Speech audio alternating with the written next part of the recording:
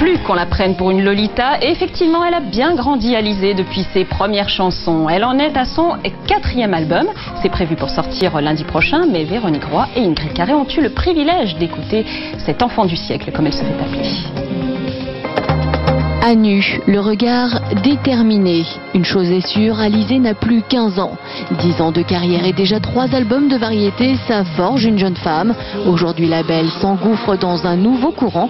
Alizée a choisi les très pointus Château Marmont pour son nouvel album, composé de sons plus électro, bien loin de la pop acidulée de ses débuts.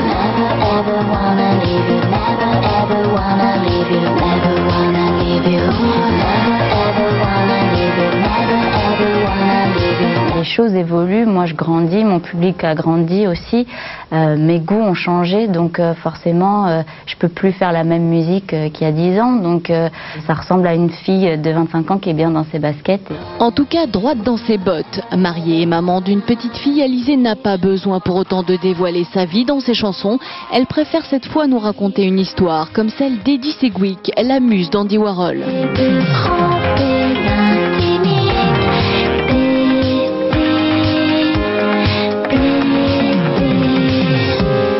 On retrouve un peu de moi dedans, forcément, dans quelques mots, quelques phrases.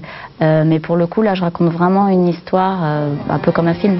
Tantôt femme fatale, tantôt diva, tantôt pin-up disco, la Lolita n'est définitivement plus candide et vous risquez bien d'être soufflé par Alizée.